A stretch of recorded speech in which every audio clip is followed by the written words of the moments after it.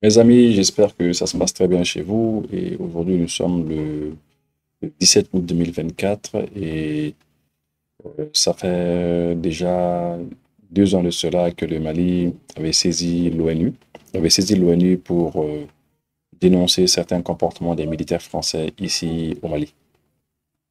Oui, l'État malien, le gouvernement malien a accusé la France d'avoir fourni des armes et du renseignement à nos ennemis, aux terroristes. Et c'était le 15 août 2022. Et 15 août 2024, ça fait ça 2 ans et 2 jours que cela s'est passé. Et il se trouve que le Conseil de sécurité n'a jamais, jamais, jamais donné de réponse à cette requête-là. Mais absolument jamais, jamais, jamais donné de réponse à cette requête. On s'est toujours posé la question, pourquoi est-ce que l'ONU, le Conseil de sécurité, n'a pas donné de réponse à cela? C'est cette question-là.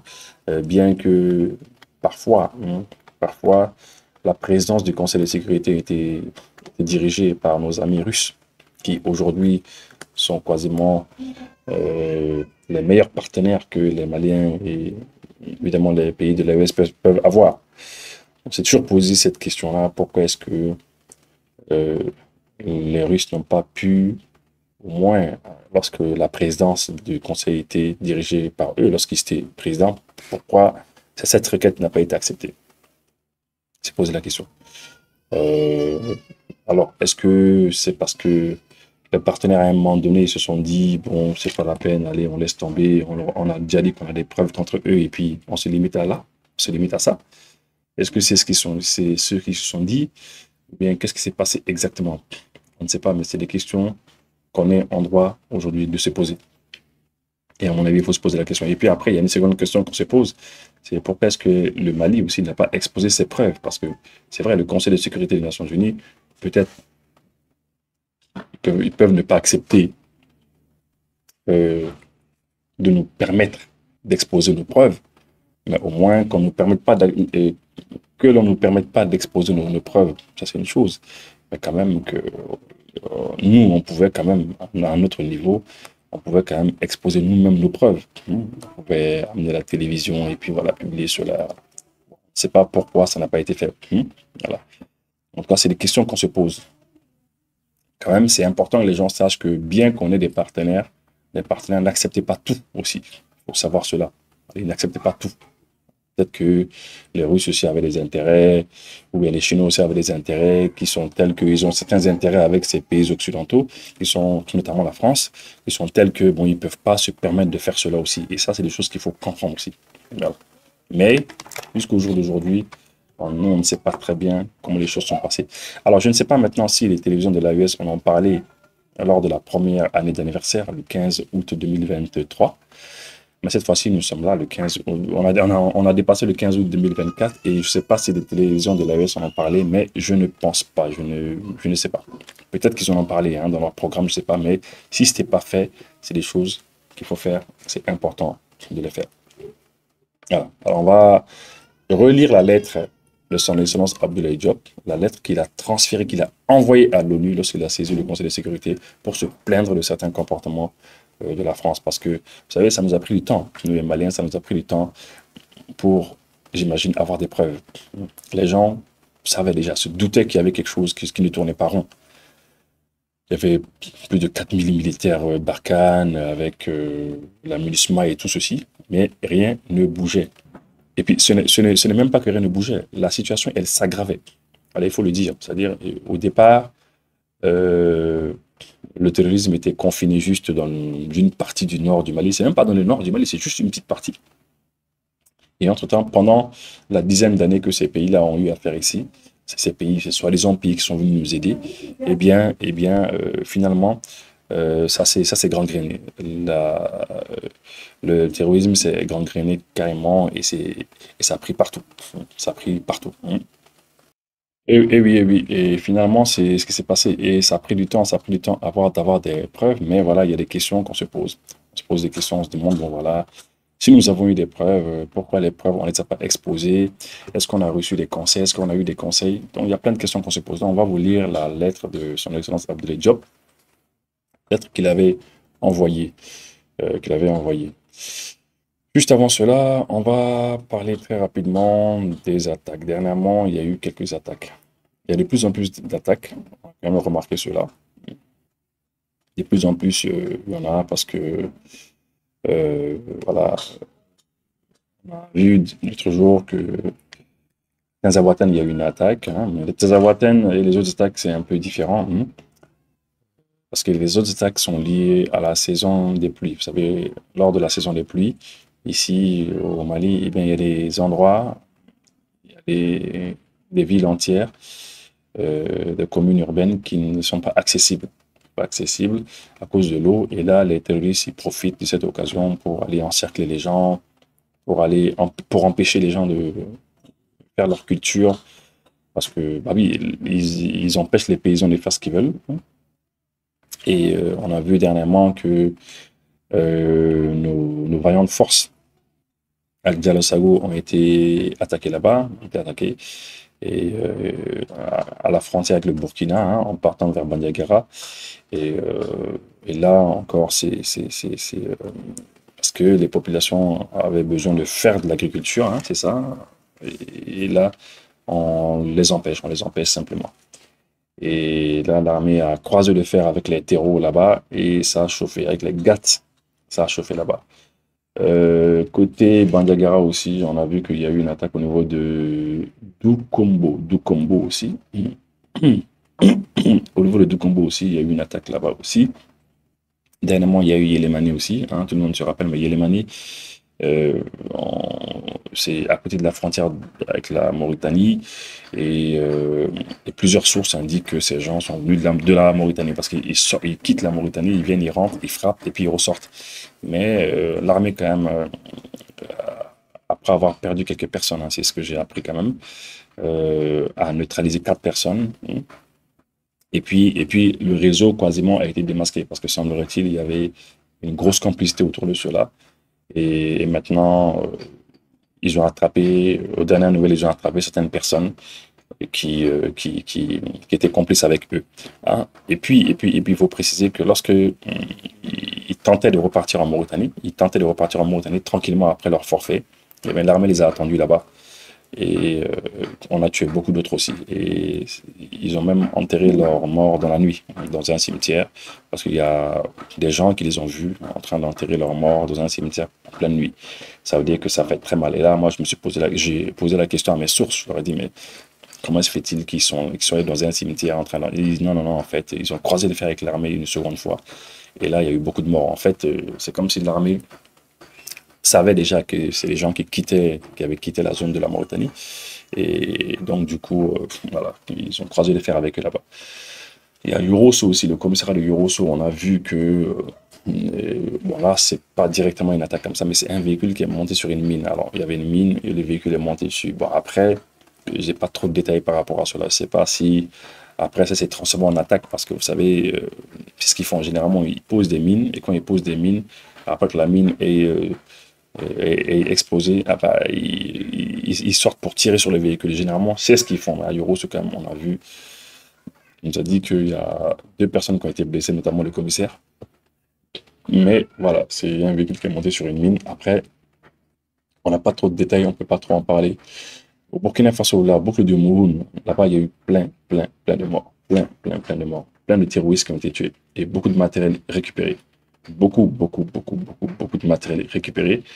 Vous pouvez voir rapidement quelques images comme ça. Et puis beaucoup de motos récupérées. Ça, c'est les motos qui ont été récupérées. Excusez de la qualité de l'image. Hein. Je ne veux pas trop montrer cela parce que voilà. Et ici aussi, ça, c'est du matériel militaire récupéré, mais beaucoup ont été récupérés. Et les Burkinabés, ils ont fait du bon boulot. Alors, il y a beaucoup de petites attaques un peu partout. Il y a derrière le fleuve aussi à Ségou, dans la zone interfleuve aussi. Hier, il y a eu des attaques là-bas, des tirs, parce qu'ils essayent, quand les terroristes ils viennent, eh bien, ils demandent aux villages de négocier avec eux. Voilà. Et ces villages-là, lorsqu'ils ne veulent pas négocier avec eux, eh bien, voilà, ils leur tirent dessus, et puis voilà. mais ils profitent de la période de pluie pour faire cela. Ok, donc très bien. En tout cas, on souhaite que les choses s'arrangent. L'armée fait de son mieux, mais c'est parce que l'armée fait de son mieux qu'il y a quand même des abonnés de ma page qui ont fait des propositions. Beaucoup d'abonnés qui ont proposé, qui ont dit, bah, écoutez, étant donné que l'armée, elle se bat et que l'armée ne peut pas être sur tout le territoire en même temps, c'est vrai, même au Burkina Faso, eh bien, il y a quelques abonnés qui ont proposé, ils ont dit, bon, écoutez, est-ce que les chasseurs traditionnels ne vont pas, ne peuvent-ils pas intégrer l'armée? Est-ce que l'armée ne peut pas les former et les encadrer et puis évoluer avec eux, évidemment, sur les théâtres de guerre, sur les théâtres des opérations? Eh bien, voilà. C'est une proposition qui a été faite par beaucoup d'abonnés. Et même les gens qui habitent dans la zone, hein, les gens qui habitent dans ces différentes zones-là qui sont des fois attaquées, c'est des gens qui aimeraient que les chasseurs traditionnels puissent être formés par l'armée, hein, et puis évoluer avec l'armée. C'est des propositions qui sont faites. Et par rapport au financement de l'armée aussi, il y a beaucoup de gens, beaucoup d'abonnés aussi qui ont dit, bon, écoutez, on envoie de l'argent sur le compte BDM de l'armée, mais est-ce que on va pas aussi demander à ce que il y ait la possibilité d'envoyer de l'argent à travers Orange Money, Move Money, etc. Voilà. Et puis voilà. Et puis je voulais profiter de l'occasion pour saluer aussi. Oui, je voulais profiter de l'occasion pour saluer aussi les personnes de bonne volonté qui m'offrent des lampadaires solaires à chaque fois pour les personnes extrêmement démunies. Merci beaucoup à vous tous qui offrez des lampadaires solaires. Merci infiniment. Voilà. Donc maintenant, vous savez, dernièrement, lorsqu'il y a eu des combats, quand il y a eu des combats à Tezawaten, vous savez, à chaque fois, à l'issue des batailles, soit ils prennent, soit les combats, soit ils nous combattent, c'est comme ça, ou soit on a des otages, ou soit ils ont quelques-uns de nos otages. On a appris dernièrement que les otages quand même qu'ils ont eu à prendre durant les combats de Tezawaten, on a appris que les otages, ils sont vivants et ils se portent bien. C'est ce qu'on a appris quand même par certaines sources, et on a appris que ils ont même dit que bon voilà, eux ils veulent pas échanger les otages contre de l'argent ou bien contre quelqu'un, mais ils veulent seulement que ils rendent les otages et les Russes quittent carrément le Mali. Ils veulent que les Russes quittent carrément le Mali. Ils disent que c'est à cette condition seulement qu'ils vont laisser partir les otages. C'est ce qu'on a entendu.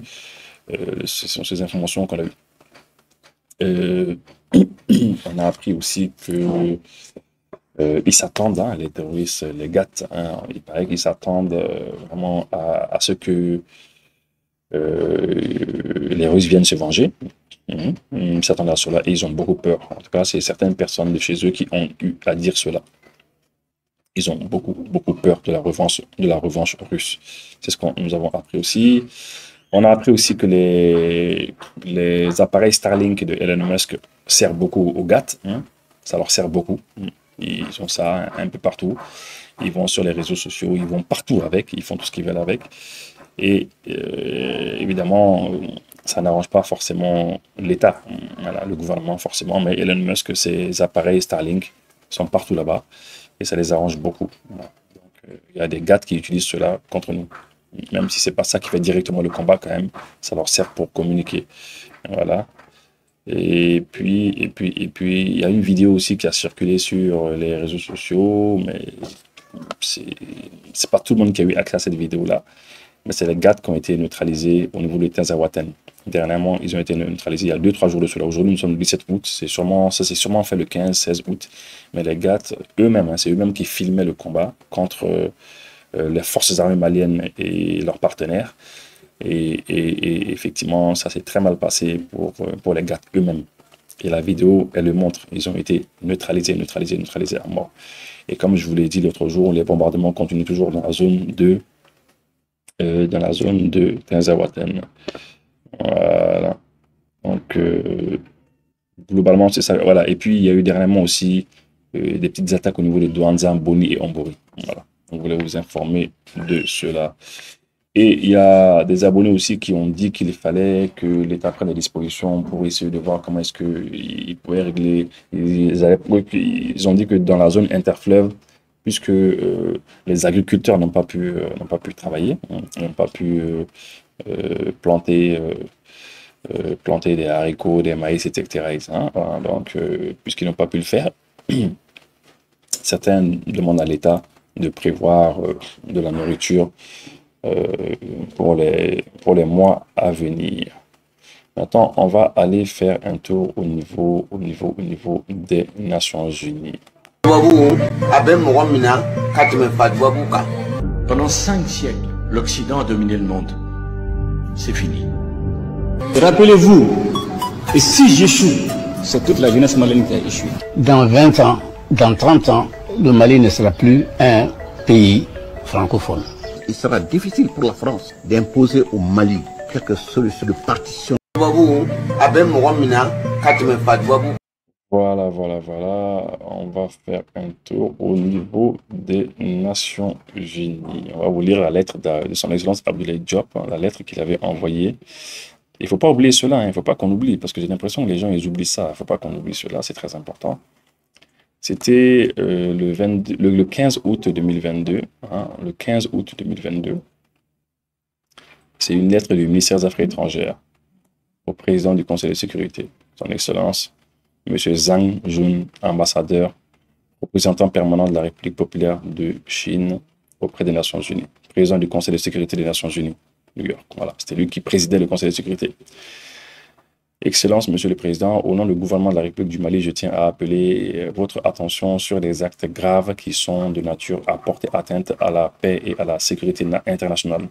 En effet, depuis plusieurs mois, il nous a été donné de constater des violations répétitives et fréquentes de l'espace aérien malien par les forces armées françaises en y faisant voler des vecteurs aériens tels que des drones, des hélicoptères militaires et des avions de chasse sans autorisation des autorités maliennes. Depuis le début de l'année 2022, les forces armées maliennes, FAMA, munies de nouvelles capacités, ont enregistré plus de 50 cas délibérés de violation de l'espace aérien malien par des aéronefs étrangers, notamment opérés par les forces françaises sous différentes formes. Aux actes d'indiscipline caractérisés par des refus d'obtempérer aux instructeurs des services de contrôle aérien s'ajoutent des cas d'extinction des transpondeurs dans le but de se soustraire au contrôle. S'y ajoutent également des cas de falsification de documents de vol, ainsi que des cas d'atterrissage d'hélicoptères dans des localités hors aérodrome, sans autorisation préalable. De nombreux vols d'avions de renseignement et de drones évoluant à haute altitude ont été notés, qui se livraient à des activités considérées comme de l'espionnage, de l'intimidation, voire de la subversion. Le tableau listant les incidents aériens depuis l'annonce du retrait de la force Barkhane est joint aux annexes. On va continuer la lecture. L'un des cas les plus récents a été la présence illégale d'un drone des forces françaises le 20 avril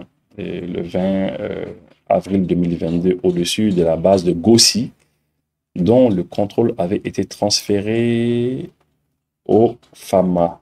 Oui, parce que le camp, effectivement, avait été transféré au FAMA. Le 19 avril 2022. Oui, le 19 avril, ça avait été transféré. Le dit drone était présent à partir de 11h45, évoluant à moindre altitude pour espionner nos vaillantes FAMA. Outre l'espionnage, les forces françaises se sont rendues coupables de subversion en publiant des images collectées par leurs drones, montrant des civils tués. Donc, c'est des coups montés. Hein. Des résultats de l'enquête judiciaire menée par les services compétents du Mali, il a été établi que les corps y avaient été disposés bien avant l'arrivée des forces maliennes à Gossi. Cette communication malheureuse avait pour objectif de ternir l'image et d'accuser les forces armées maliennes engagées pour la libération de leur territoire. La protection et la sauvegarde de leur population éprouvée par une longue crise. Le 21 avril 2022, une patrouille de Mirage 2000 a survolé à plusieurs reprises sans coordination préalable un convoi FAMA en partance pour renforcer le dispositif de l'emprise de Gossi. Cette manœuvre s'inscrivait dans une dynamique d'intimidation de nos forces. Le 15 juin 2022, l'avion de transport tactique CASA C-295 de l'armée de l'air du Mali a été harcelé par un aéronef de combat appartenant à la force Barkhane alors que l'aéronef malien effectuait des rotations entre des aérodromes situés en territoire malien. L'aéronef français inconnu, qui ne s'est jamais annoncé à la radio, a effectué des manœuvres dangereuses autour de l'avion malien, perçues comme des tentatives d'intimidation. En outre, le 6 août 2022, la force Barkhane a confirmé dans un communiqué officiel avoir mené des opérations aériennes contre des présumés terroristes dans la zone de Talatay. Cependant, ces opérations unilatérales n'ont pas été coordonnées avec les FAMA. Vous imaginez des gens qui viennent chez vous, qui font des opérations chez vous, ils vous disent rien, ils vous disent absolument rien. Ils font ce qu'ils veulent. Et puis leur drone filme des gens, des cadavres, et ils font comme si c'est l'armée malienne qui a été tuée sa propre population. Comme si eux, ils aimaient mieux les Maliens que nous-mêmes les Maliens. De plus, dans le secteur de l'Erneb, la nuit du 6 au 7 août 2022, vers 3h30 du matin, un hélicoptère a atterri aux environs de la forêt de Ougrich, au sud de l'Erneb et Araten, cercle de Tombouctou, région de Tombouctou. L'hélicoptère a embarqué deux éléments d'Ibrahim Agbaba, lieutenant d'Abou Tahala, chef de l'émirat de Tombouctou, pour une destination inconnue. Vous imaginez, ils font descendre deux hélicoptères et ils prennent les éléments d'Ibrahim Agbaba. Et puis ils s'en vont avec. Et ça, c'est des terroristes. Le 8 août 2022, à 37 km de Tessit, un hélicoptère Chinook a survolé des renforts FAMA de Gao en mouvement vers Tessit, dans la direction opposée de progression. Le Chinook, c'est comme ça qu'on le prononce, je pense bien, Chinook, ou c'est Chinook, je sais pas. Surpris, en tout cas, c'est un hélicoptère. C'est des hélicoptères qui ont plusieurs hélices là.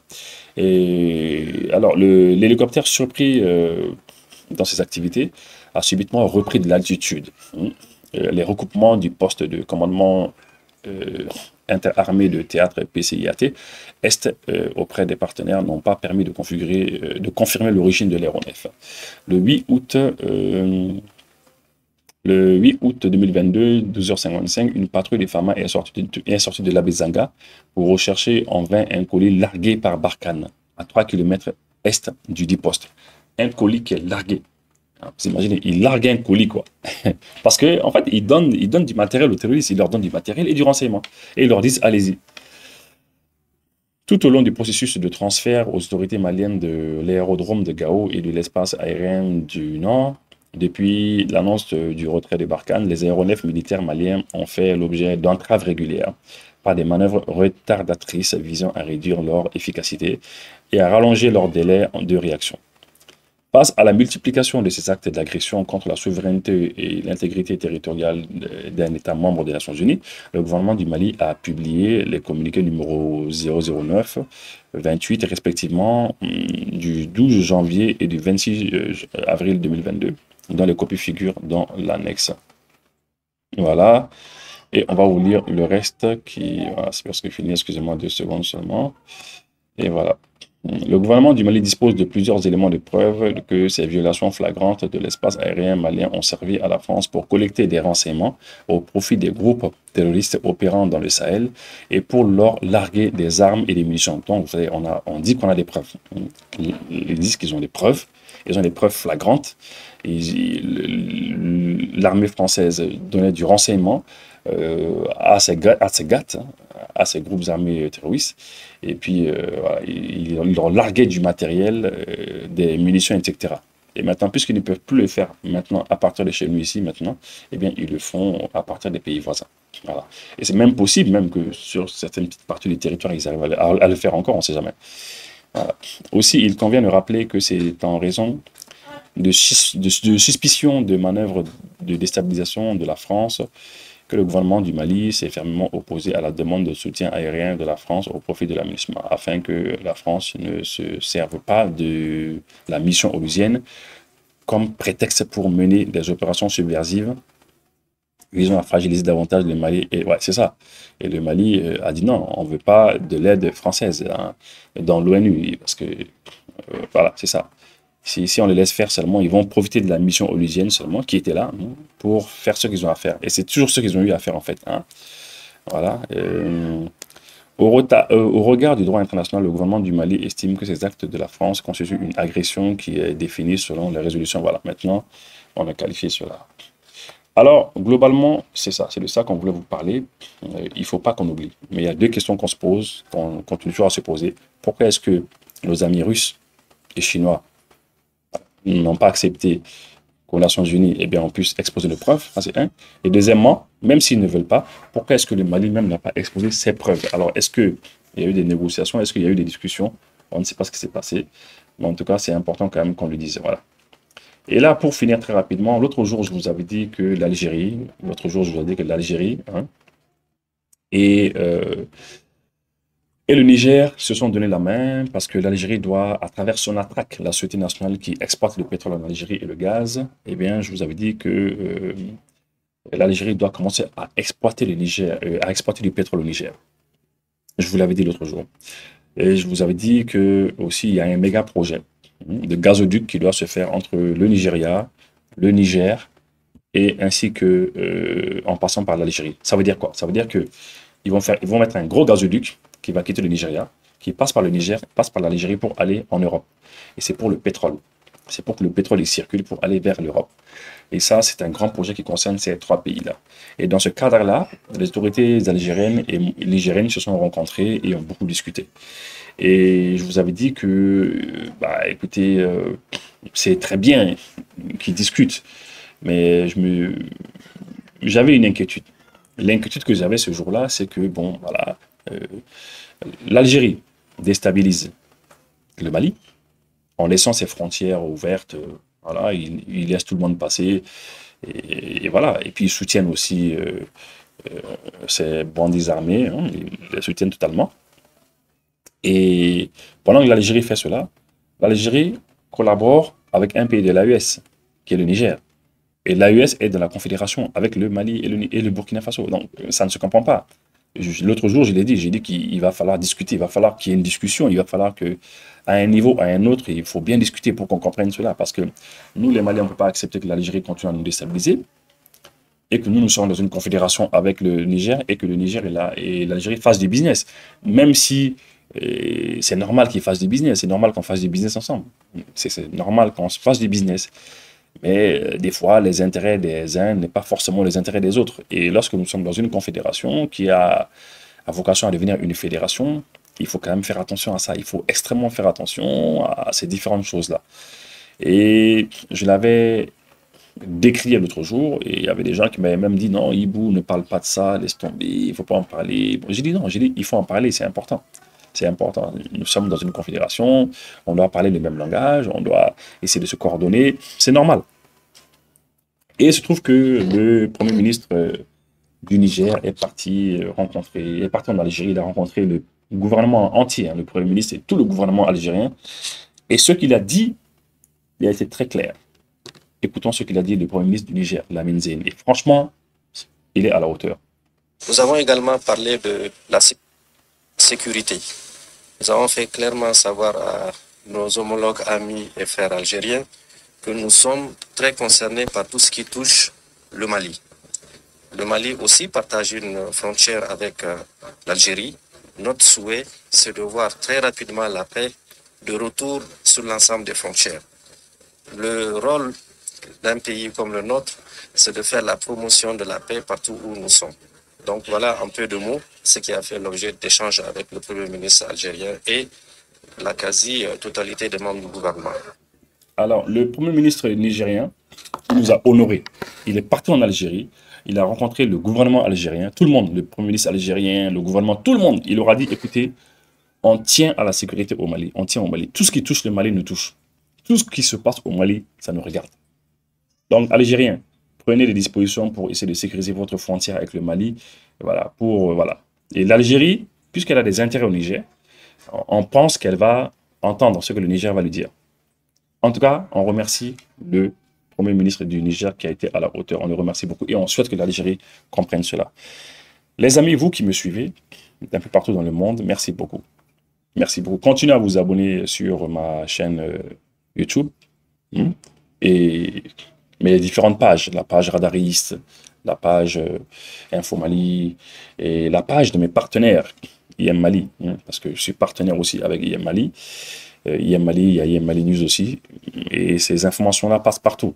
Ça passe sur toutes les chaînes, toutes les autres chaînes qui diffuse mes informations, la plupart des gens, la plupart, pas tous, mais la plupart le font avec mon autorisation. La plupart. C'est vrai qu'il y a toujours quelques cas, quelques personnes qu'on n'arrive pas à contrôler, mais voilà, c'est comme ça. Alors abonnez-vous sur ma chaîne YouTube Iboussi. Iboussi, vous allez dans YouTube, vous tapez Iboussi. Abonnez-vous sur Radariste, sur ma page Iboussi et toutes les autres là. Abonnez-vous et partagez. Et merci beaucoup. Merci et à bientôt. Nga voyage avion là. Au sera aéroport là, a foro nyena koka avion be retard là. Walma foro nyena koka avion tena PPP. Walma au sera a foro ko plastique avion kona la mi au sigirei. Walma au sera au sero là. Aka mino masi. Aka minese a do chene na kona walma do baje. Walima aka mino hira de masi PPP. Aka nasira. Solution Airlines be wala sa ka udeme ni konu lela. Ay Solution Airlines Boulangerie pâtisserie restaurant Nomo Buru awo auka boulangerie ko pâtisserie foka se akwa restaurant dumni duman ko ma boulangerie pâtisserie restaurant Nomo Buru ma o kelen fla ku ka dawa ele awye kasangani auka ni sonjaye dala dumni fe nasra fe foka ta se mini fe ma boulangerie pâtisserie Nomo Buru ma o kelen fla ku ka dawa choi sotiba aseila ka tengu 3e pona kenangrane ala sraba mimbe no be teme kata babili koronina boulangerie pâtisserie restaurant Nomo Buru ma o ka dawa ne flene ka nyashi auka clinique médical Medma aw ma munun be ka fɔ ko wuli ka jɔ ko de ka gɛlɛ aw ma a b'a fɛ k'aw ka dala dumuni fɛnw fo ka se a minfɛn dumanw ma k'u lasɔrɔ aw ka so nɛgɛjuru sira kɛrɛnkɛrɛnnen b'u bolo min ye 90 99 23 78 walima na 95 70 69 69 aw ka nisɔndiya kama boulangerie pâtisserie restaurant Nomo Buru maaw u kelen do ka koba camanw labɛn n balimakɛ n balimamuso nɛgɛjuru sira ninnu kongo